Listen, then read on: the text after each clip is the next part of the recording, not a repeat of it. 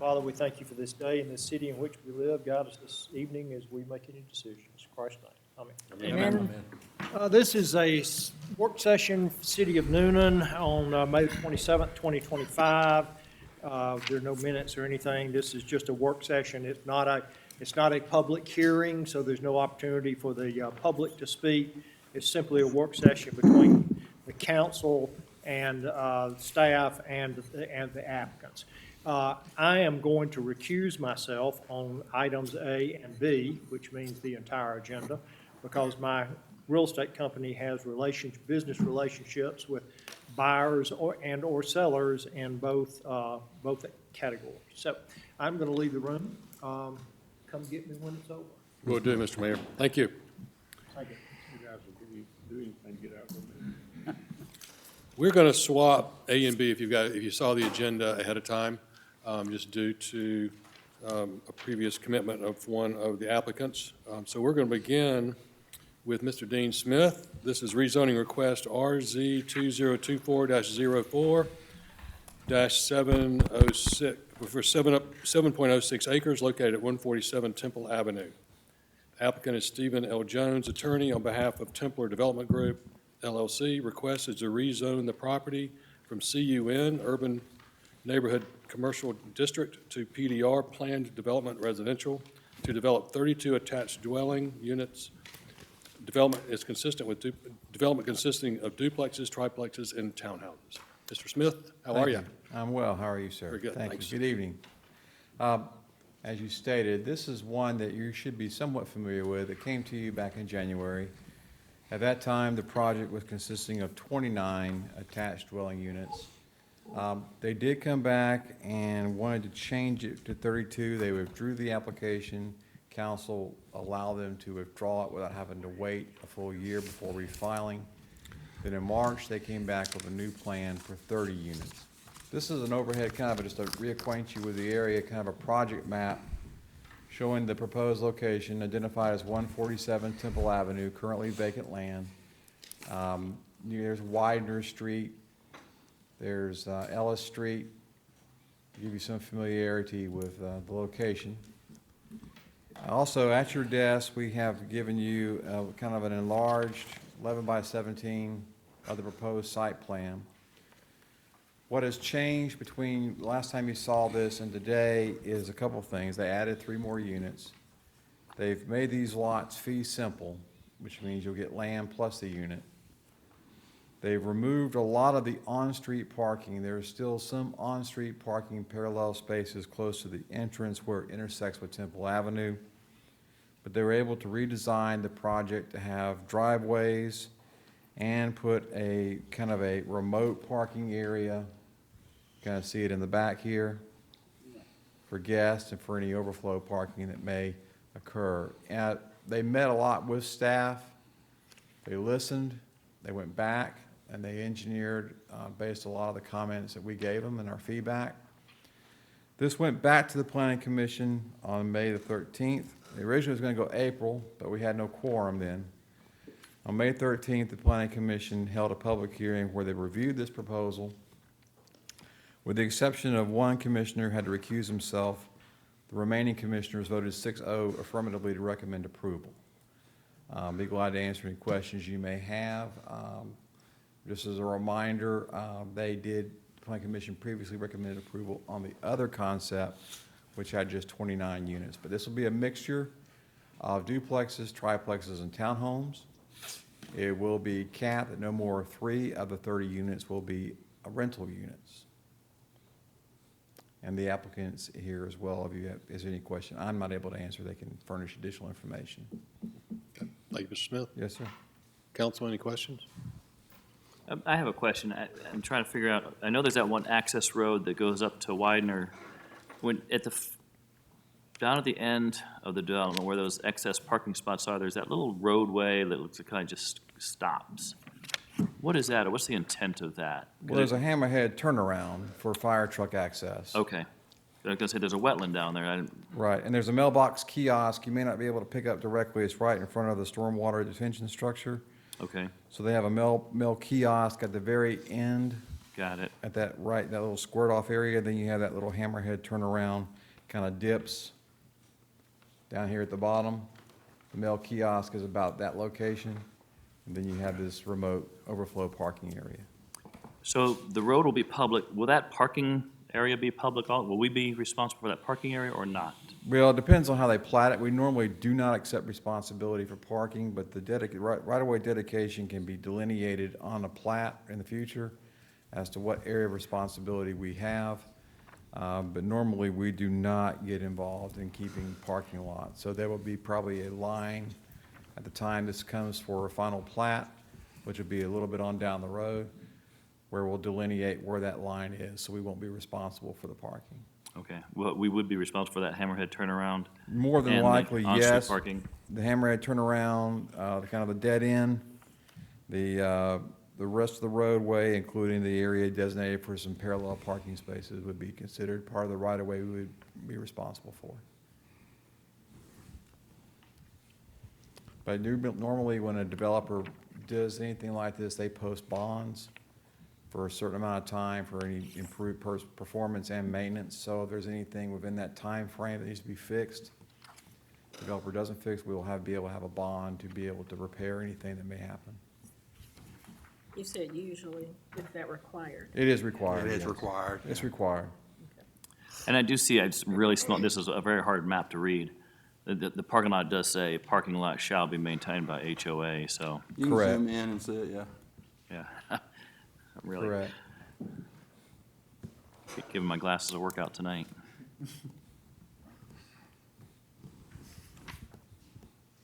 Just curious, why wasn't Widener Street used as the entrance instead of creating a whole nother curb cut? It's only got, I believe, about a 15-foot right-of-way exists now. Gotcha. So it's too small to be used for a right-of-way, for, in and out traffic. Got It will serve, they will agree to improve that portion of Widener Street up to where this emergency access area will be. I think right now the paved area ends somewhere here. Okay.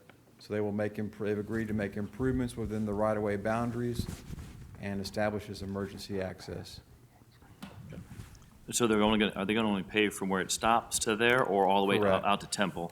Well, it depends on how much improvement, but presumably it'll be from the area of existing pavement to the proposed emergency access point. It's in pretty rough shape, though. Well, that may be our responsibility. I mean, that's something you can look at. If you want to add that as a condition, if that's something, I don't know if the applicant be amenable to it. It hasn't been brought up before. Considering it's just emergency access at this point, there's not a prediction that it would be used any more than currently unless there was an event of an emergency. Is it on our, well, I guess that's a question for us for the, yeah, okay.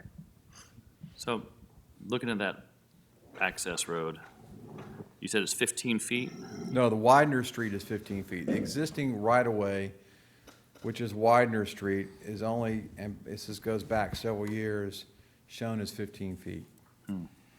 Is that realistically large enough for a fire truck, and then for a fire truck to go down that access road? I mean, that looks like a fairly sharp turn Well, for the some of our emergency vehicles. access is for the residents if they need to get Okay. out in the event of an emergency.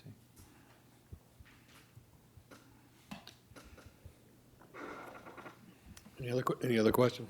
Nope, fine. Seeing no more questions. Thank you, Mr. Smith. All right, thank you. Yep. Okay, next is Mr. Chris Cole. Rezoning request RZ 2025-04 for 10.48 acres located at 521 Newnan Crossing Bypass and 531 Newnan Crossing Bypass. Point of order. Yep. Did the applicant need to speak about this? No, we didn't, well, they didn't have any questions for the applicant, so it's not open. Okay. Yeah, if there was a question for the applicant, we'd call them up, but we had no other questions, so I closed the. Thank you. Yep, no. Let's see. Oh, we want to rezone from CCS Community Shopping Center District to MXD Mixed Use Development District for the purpose of developing 7 townhomes, 274 multifamily apartments, and 7,700 square feet of retail restaurant, and office space. Mr. Cole? Thank you. Good evening. Before you is a request by WP South Acquisitions, represented by Melissa Griffiths, to rezone 10.48 acres located at 521 Newnan Crossing Bypass and 531 Newnan Crossing Bypass. The request is to rezone the subject properties from CCS, Community Shopping Center District, to Mixed Use Development District to develop 274 multifamily apartments, 7,700 square feet of retail, restaurant, office space, and 7 townhomes that are in a building separate from the apartments and the retail, restaurant, office space. And just to go through a few slides to show you what's going on here.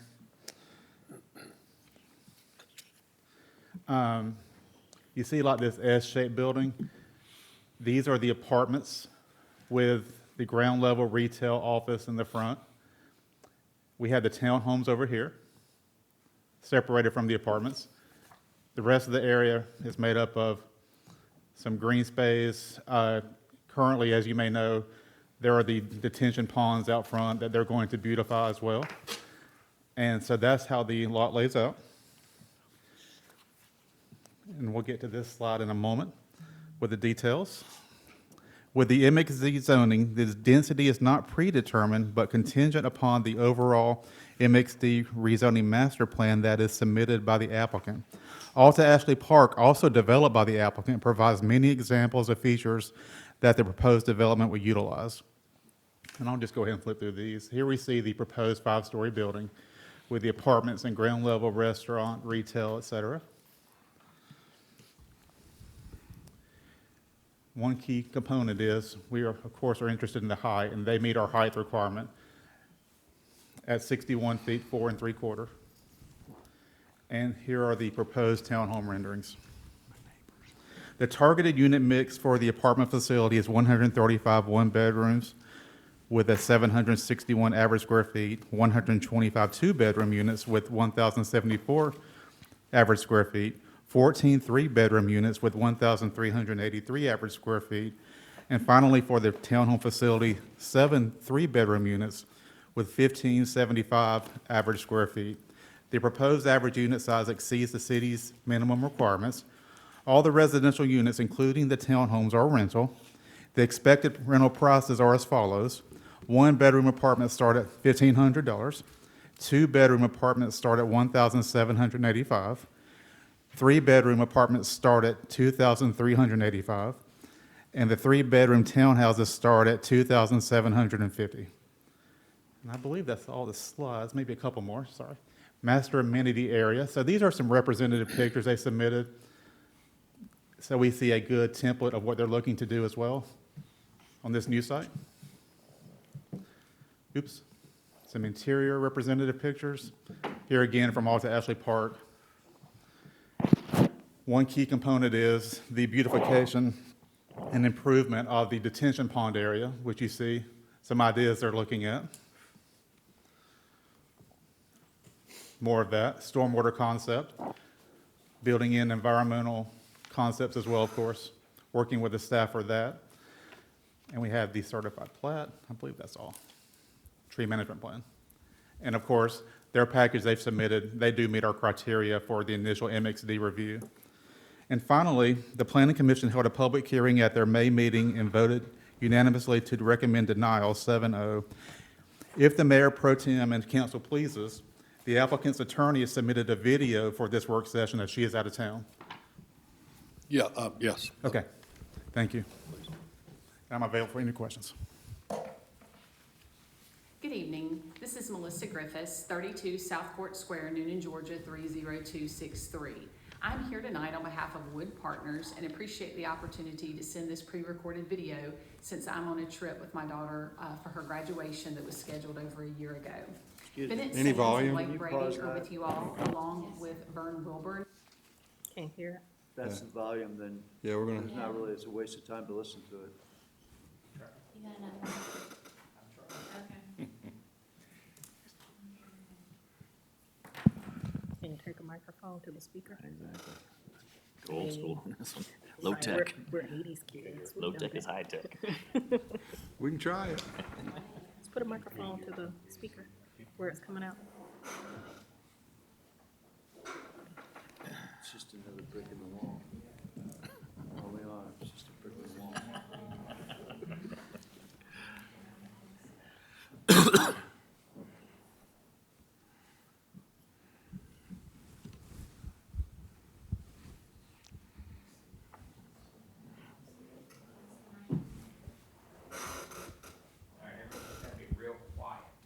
Try to put the speaker on it.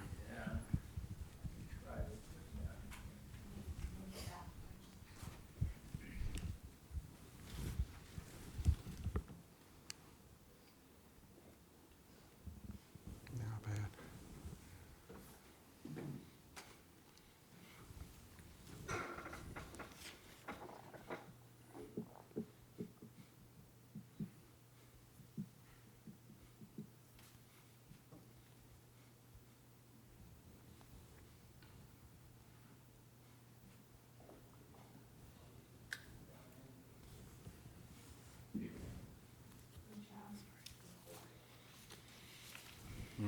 What's it doing?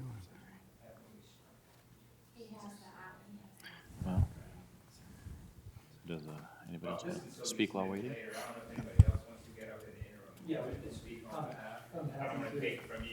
No, that's a great idea. Appreciate it, thank you.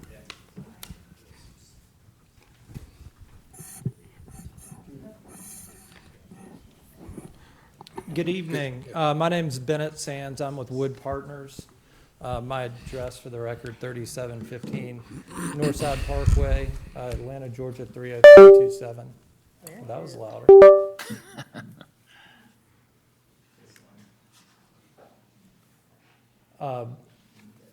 Well, I'm sure Melissa's video is very helpful.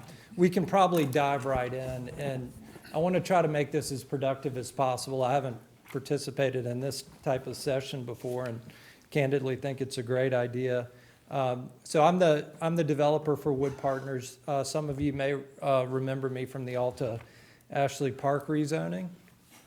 With me, I've got Blake Brady, who works with me at Wood Partners, and we also have Ken Wood, our civil engineer, and Vern Wilbur from Walden and Wilbur. He is our traffic engineer. So got the whole team here to address any specific questions. But again, my goal is to make this as productive as possible. I can run through some additional slides just to get the juices flowing here, but really I'd love to just dive into questions whenever you guys want to fire away. As mentioned, the location, I think it's worth pointing out that today this is a barren site that was graded as a part of the Acura dealership development next door. Ultimately, this was originally supposed to be a second car dealership developed by our current landowner. We approached him and suggested that this would be a good multifamily site. So rather than develop a new car dealership, he decided to sell the land for us. You know, some people have asked, well, what happens if this development doesn't move forward? And odds are it would just turn into a car dealership. So gentle plug for apartments over car dealerships there. As you can see, it's barren. We do have this detention pond that is nobody, is that a laser pointer? Look at that. There's your detention pond. That's how it looks today, and that's how it will continue to look till we develop it. We do have some renderings further in. There we go. Not a whole lot to look at.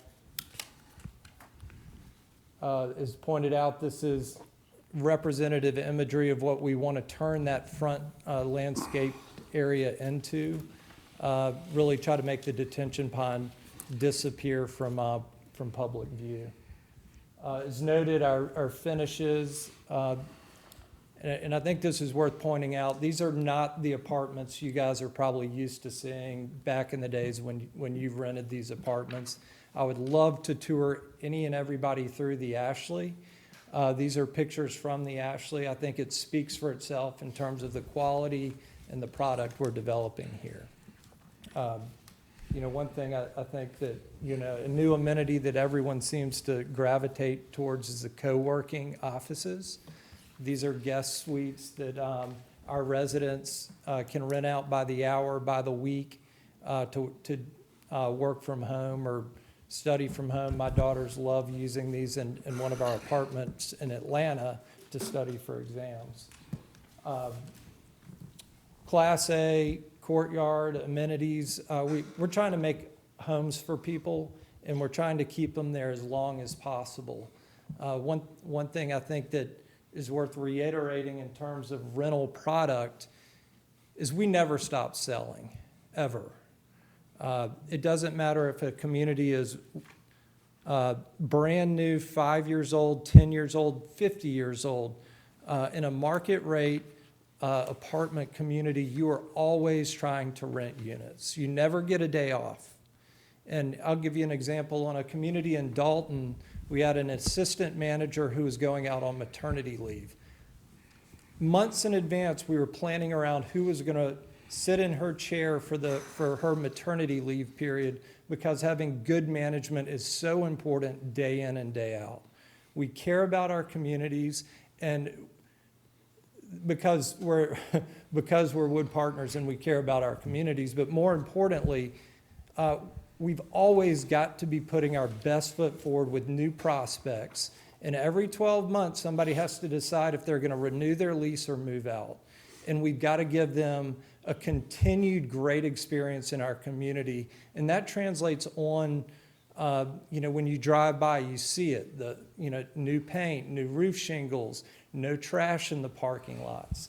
We are always focused on signing the next lease and getting that resident to renew. And as a function of that, this will always be a luxury quality product. And I'm doing a lot of talking. I thought this was going to be back and forth, so please chime in. Well, I do have a question. Is that a bocce ball on there? That is bocce ball. You can also use it for cornhole. Part of the fun part is programming the amenities. I thoroughly enjoy it, but I feel like as soon as we land on an amenity we like, something new comes along. So we're always evolving our product package to make sure we've got we call it the wow factor. But I got a question for you. I did have the opportunity to tour your facility, and your comment about this isn't what we may all remember apartment experience being, and it's so far from any apartment experience that I went through when I rented and when my children rented. This is much more like a country club. But go through your tenant screening process. How Sure. what kind of people do we end up in these units? Yeah, I'm prepared for a lot of different questions tonight. Get through there. So this is no, that's not the one. Keep going. So this is straight out of our lease application process. Really the first thing you see, and Blake, you might chime in if I misspeak here. The first thing we point out, valid government permits, applicants must verify income 3 times rental rate. We do a thorough criminal background history check. This is kind of the process. If you go online today, if you just kind of walk through, first we confirm who you are, and I honestly, I didn't know how much detail we went into. You have to submit a picture. The picture has to be real time and meet certain qualifications. It has to confirm that it is you before you even start the process. ID verification is a critical part. And then once you start the verification process, it triggers credit screenings. We use several different software packages to ensure that the person who's online executing or trying to execute the lease is in fact a real person. We can confirm who they are, we can confirm their credit, and we can confirm their criminal background history. And I would like to say, we do this out of the goodness of our heart, but it is critically important that we maintain a good resident base for a lot of different reasons. As soon as there gets to be a criminal taint on your community, it becomes very difficult to get people to renew their lease. And having good neighbors is a really big deal to all of our renters. And part of the reason you choose to live in an institutional quality asset is you know that the person living next door to you had to go through that same screening process that you did. It used to be you could qualify, it used to be you could qualify fairly quickly. Today, with the approved shields we use, that's a software package, it can take 3 to 4 days to qualify under our lease. And it is an arms race. There's always, people trying to figure out how to game the system. And we try to employ the best technology we can to make sure that we're always kind of one step ahead of somebody who's trying to commit fraud. Yeah, thank you. So I have a question for you. In your screening process, or for rentals, do you provide any type of discounts for first responders? Absolutely. And, one of the things and backing up to Ashley Park, I do think it's worth pointing out, we've had 32 city and county employees live in Ashley Park. Currently, I think we're at 9, so people have moved out and moved on. But so the apartments we're developing are attainable to the service workers within the community. And yes, we, especially for our courtesy officers, we give up to a 50% discount to our courtesy officers in exchange for them performing some quasi-security roles within the community. We do give a 50% discount. And on that note, just to give this is a snapshot of the essentially the form our courtesy officer executes on a periodic basis. They do building walks. They make sure the lights are on, there's no lights that are out, that they don't see anything in the parking lot that warrants further investigation. There's a call out here if they see a suspicious person or a car with a missing tag. So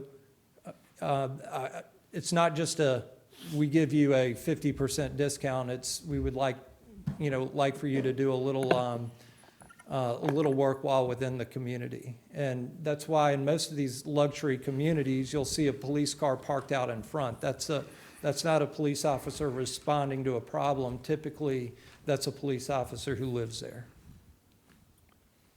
Does that answer your question? It does, and unrelated to that, I believe Ashley Park is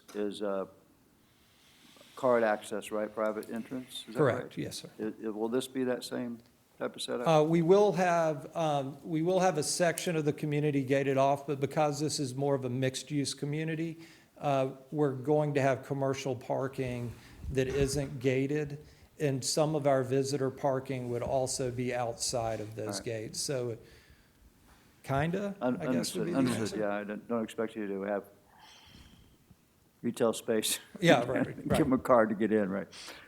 Thank you, I appreciate it. So on that note, all the parking, all the paved areas would be your responsibility into perpetuity? Absolutely, yes. I got some questions. Since we brought up who would be eligible to live there,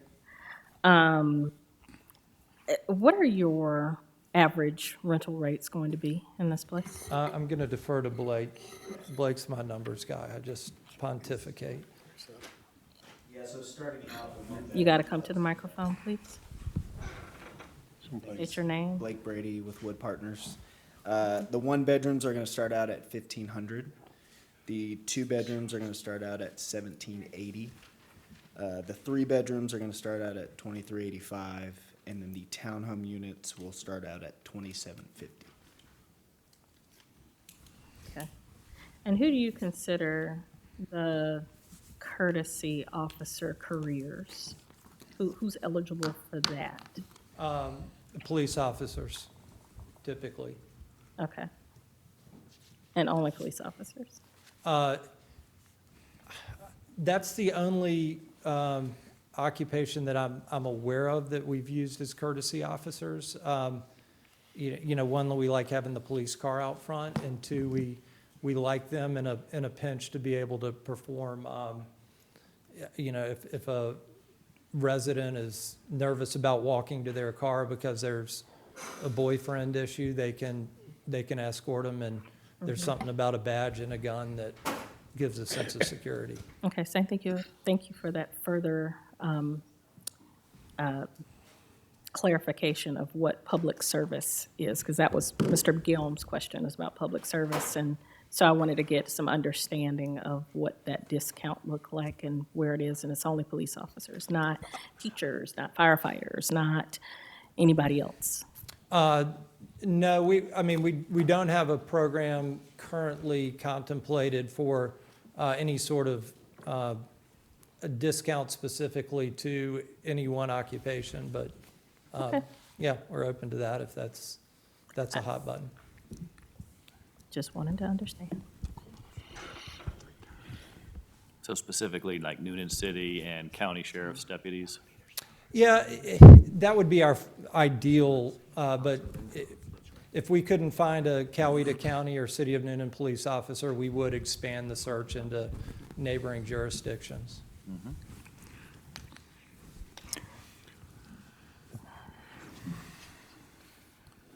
So I have a quick question, it's on traffic. I see you've got a traffic study in here, but I've got a question on comparative, and this may be a staff question, I'm not sure. If there was any kind of traffic study done for the use of the car dealership, when we were talking about that being a car dealership. I'm trying to figure out the comparison here of what kind of traffic difference it would be. And if anybody has that answer. We've got a traffic engineer with us. Vern, would you like to? I would like to hear, based on, from Michael Carr, if you, Small traffic study, it's been a while. We can research that, see, go back and look and see. I know the residential will generate more trips than the car dealership, so, but I don't recall, you wouldn't have done one for them, would you? We did. We didn't do it? Just did the total trip generation for the other uses. We didn't do complete traffic study. In other words, to assign those trips out to the street network and evaluate those and do capacity analysis. We just looked at the overall trip generation. Could you state your name for the record? Vern Wilburn. Vern, do you want to speak to what your study concluded our traffic data? Basically what we found, we looked at a number of intersections in the area. Of course, you have one existing intersection that's problematic. That's up at 34. I did provide some suggestions for improving that intersection, but I suggested that was an existing problem and not related to this development because the additional traffic that's generated by this project will not cause any problems at any intersection. The only exception to that would be right at the driveway that goes into the car dealership that this would connect to. The existing volume on that side of the driveway, of course, Ashley Park Boulevard is on the other side. It has a little bit of traffic that's turning to the right and going down to Lower Fayetteville Road. But if you're looking at the driveway side where the car dealership is, that traffic is almost nothing. In fact, some of the peak hour movements are zero. When I assigned the generated traffic for the project to that intersection, the highest volume was 20 cars in the peak hour. and that's turning left, going back down toward Lower Fayetteville Road. The levels of service for that future condition after the project would be problematic trying to turn left or go straight, either from this driveway or if you're on the Ashley Park side and you wanted to turn left, it would be problematic. What I suggested is to add a right turn lane so that if somebody is waiting to go straight or turn left, there's a way to scoot around that and go ahead and turn right, which is what most of the traffic would be doing. But with that having been said, if somebody wants to turn left at this intersection, it'll be difficult to do. And I think there's alternate ways to gain access to the street system.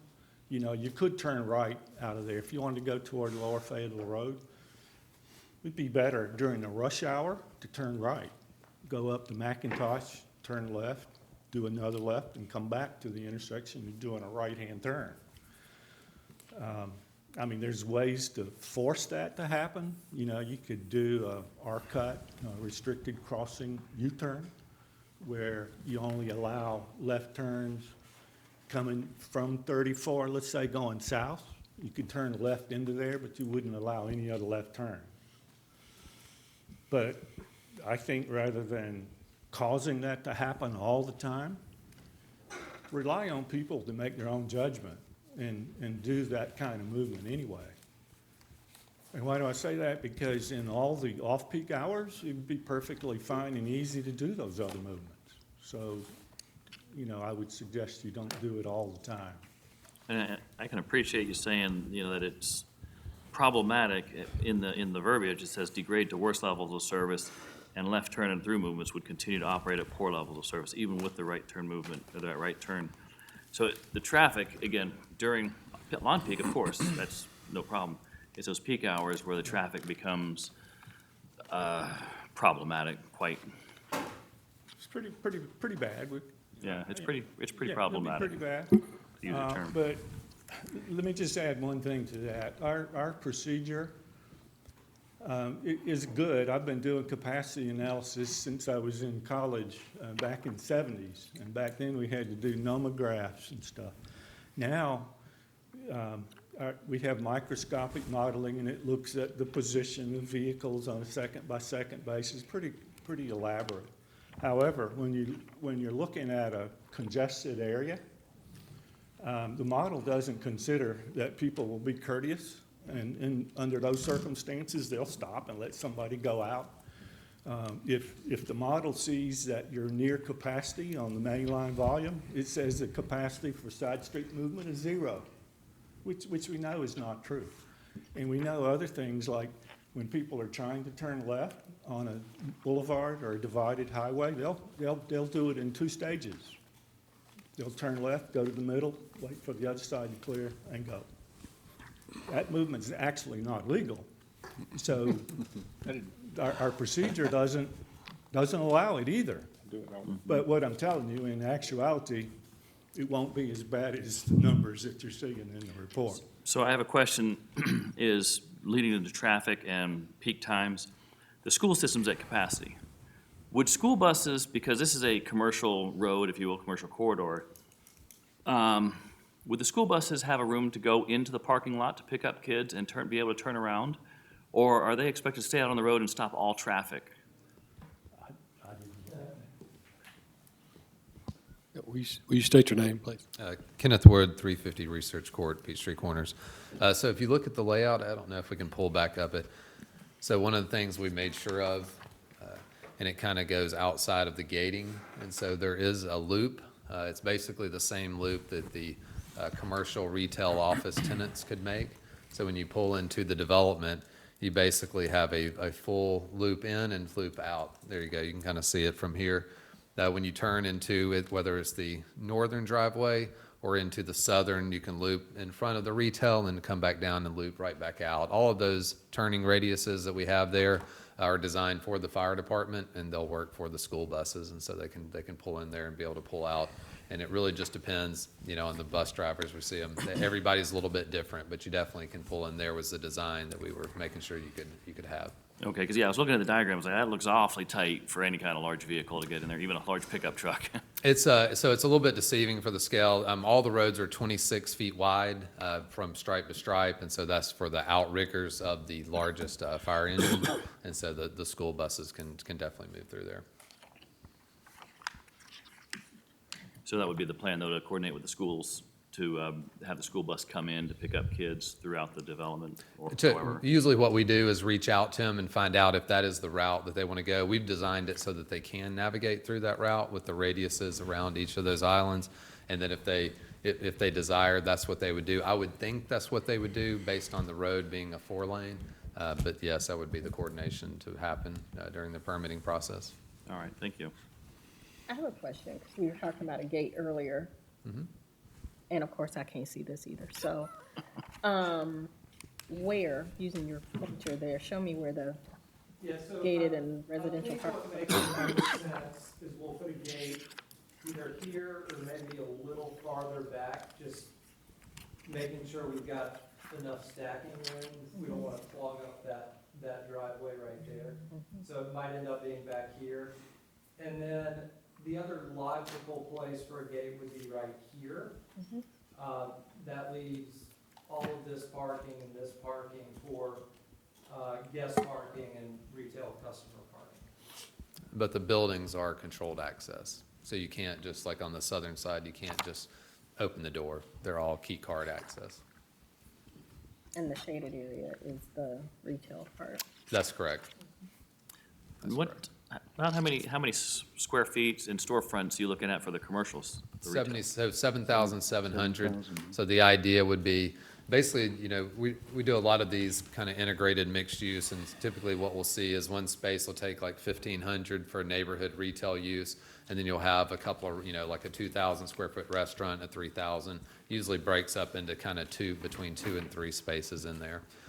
If you kind of look at what we did for the pond, the real idea for that is, if a restaurant comes in here, we wanted to make sure we had accurate, enough parking in front of it that it's very convenient, but also, if you walk just on the other side, you basically have that overlook area, all the plantings, the horse fence for the pond. And so really as part of that same comment, we wanted to make sure that there was a place, if you're waiting to eat or waiting, someone's inside, you can wait, there's actually a place to wait out safely away from the cars. So, okay, waiting and all that kind of stuff. On the north end of the project, there's no retail up there, correct? Or is there retail also? So it goes all the way to the bookend, so everything's shaded. The very top part of that is actually what would be, the gym, the fitness center, the leasing office part of this. Okay. And then if you actually can see it, it shows better on one of the other site plans, but we're also looking at making a link to the trail so that we can connect to the link trail on the north side too. If you can show, there's that north side of the parking lot, there's a couple of different ideas, but we believe we can get an 8-foot multi-use trail to go up beside Acura and connect to the link trail. And so everything on the front, and it wraps around that north corner just a little bit, is the retail and the leasing office. So it's kind of a separate question then, is on the north side specifically, and I'm sure it's going to be on the south side with the dealership going in down there, whatever, and whatever's behind there on the east side, there's no buffer between the car parking lot and your parking lot. I mean, you're just looking out of your apartment right into the car dealership, correct? So from the north side? From the north side there, yeah. And the car dealership is like looking right at the side of the apartment. There's no tree, there's no landscaping, there's nothing there to. Currently. But So even according to the plan, it doesn't, I don't know, man, and I can't hardly see this. So we have an area, we have 20 feet right there. The dealership sits above us. And so it gives us the ability to where when we come in on that upper elevation and we can plant, year-round green, stagger some arborvitaes or green giants, and we can put those in, those will definitely have a barrier, a visual barrier. And it helps that they're above us, because basically if you're down at our residence looking up, they'll have that barrier. Obviously, if you get to the taller parts, it'll take a little longer for that to grow up. Over there, but that's also the reason we put parking and back the building up away from there too.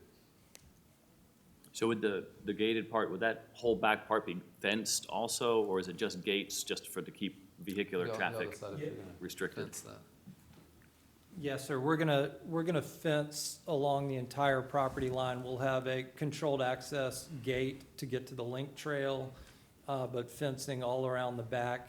The front of our building will act as the barrier, so there won't be any sort of fencing between the bypass and the front of the building. The vehicular gate will essentially tie into the side of the building, and the building then becomes our security.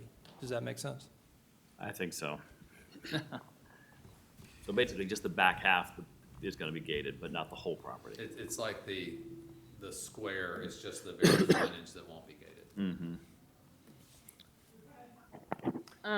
I've got a question again. The townhome part of it, are these fee simple townhomes where they will be sold, or are No, they're part of the the, rental they're part of as the well? apartments, and so it gives people a larger unit. It's a 3-bedroom unit, and so it gives you the ability to have more square footage and a more of a vertical stack, and so you don't have anyone living above or below you.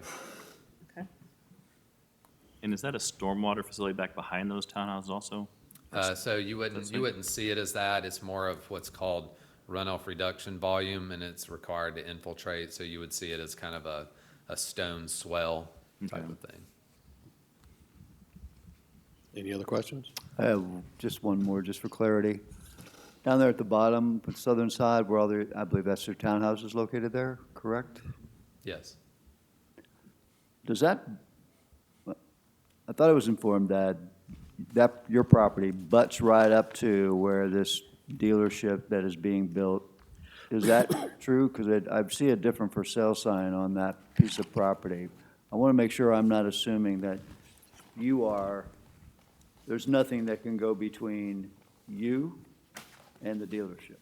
Is that my understanding your boundaries or not? So the Bill McDaniel's Acura abuts us. We'll have the trail and buffering, and then if you go down into the bottom, I believe it's just right in, right?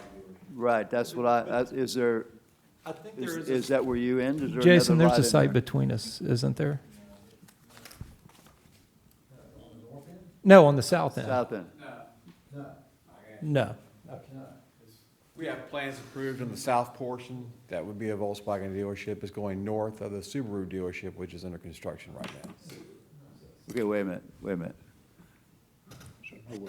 So you have the Subaru dealership, and then to the north of the Subaru, as I'm facing that dealership, there to the left of that is going to be a Volkswagen dealership? That's correct, and then this proposed development would abut against the Volkswagen dealership. All right. And there will be some sort of buffer between the back of that townhouse, because that townhouse looks almost right up on the property line with very little. Yeah, evergreens, yes, sir. Thank you. Yeah, so the buffer's as important, is more important to us than even, everyone else Right, looking into yeah. them. Any other questions? Nope. All right. Everybody that participated, thank y'all so much for being here. And we will close this work session, and we'll see everybody back here in about 12 minutes. Thank you.